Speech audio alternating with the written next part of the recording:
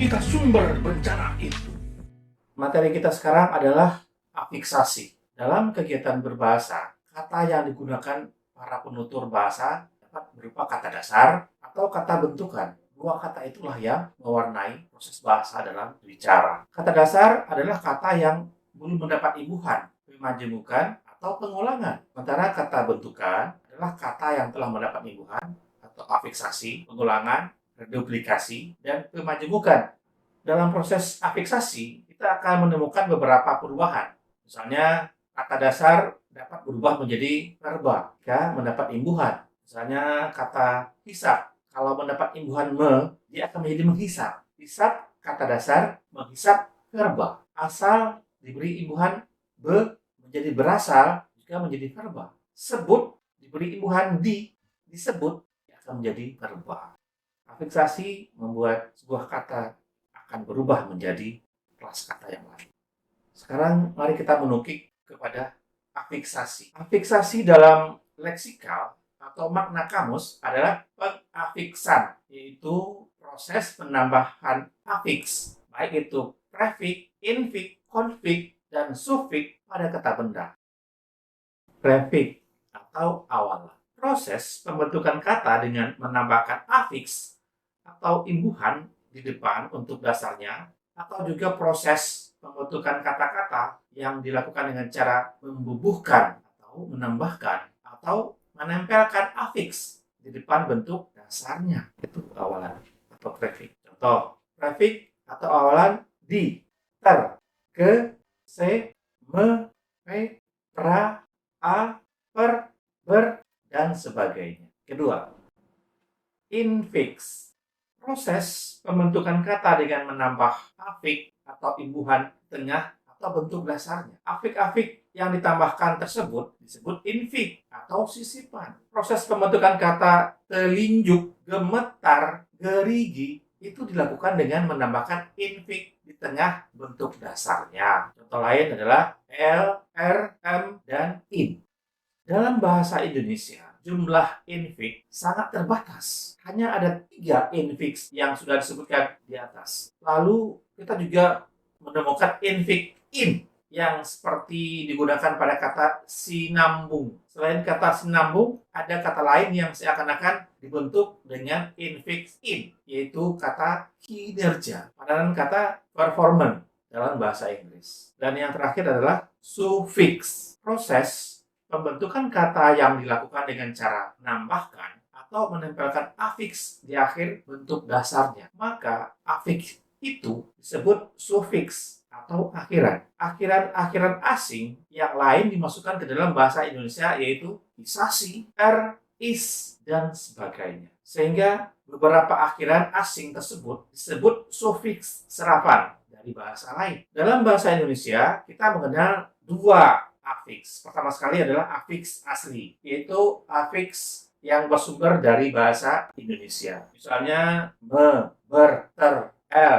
m, r, i, kan, dan lain-lain. Yang kedua adalah afiks serapan, yaitu afiks yang bersumber dari bahasa asing ataupun bahasa daerah. Misalnya man, wan, isme, isasi, dan lain-lain.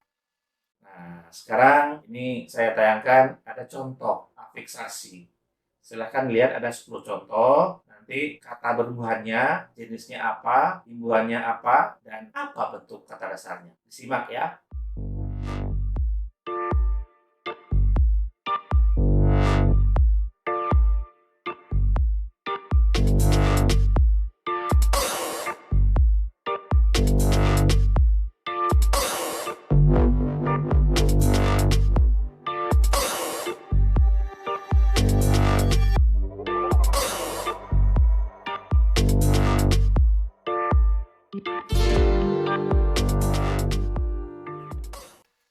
Sudah?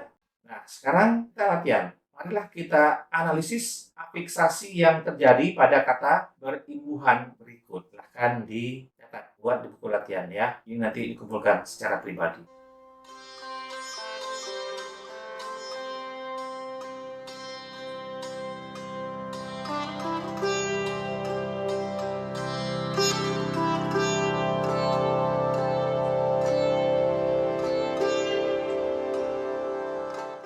Materi berikutnya, kalimat definisi dan kalimat deskripsi. Baik. Bisakah Anda membedakan kedua kalimat tersebut? Mana yang kalimat definisi, mana yang kalimat deskripsi? Bisa? Coba. Nah, simpan dulu jawaban atau konsep Anda. Mari kita lihat contoh kalimat berikut. Ini saya ambil dari teks laporan hasil observasi wayang. 1. Wayang adalah seni pertunjukan yang telah ditetapkan sebagai warisan budaya asli Indonesia. 2.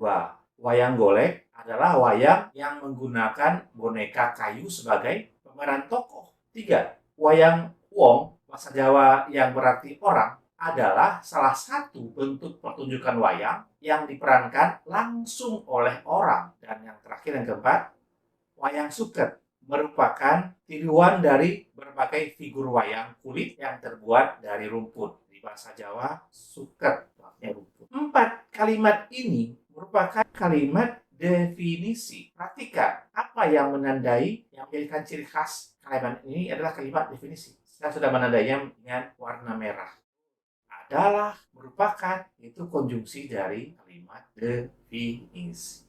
Jelas ya? Sekarang mari kita cermati contoh kalimat deskripsi yang terdapat dalam teks laporan hasil observasi wayang. Wayang ini terbuat dari kulit kerbau yang ditatah dan diberi warna sesuai dengan kaidah pulasan wayang perpendalangan. Diberi tangkai dari bahan tanduk kerbau bule yang diolah sedemikian rupa dengan nama cempurit yang terdiri atas tuding dan gapit. Yang kedua, wayang purwa terdiri atas beberapa gaya atau gagrak seperti gagrak Kasunanan, Mangkunegaraan, Ngayogyakarta, Banyumasan, Jawa Timuran, Kedu, Cirebon, dan sebagainya. Ketiga, wayang topeng dimainkan oleh orang yang menggunakan topeng. 4. Selain wayang golek Sunda yang terbuat dari kayu, ada juga wayang menak atau sering disebut wayang golek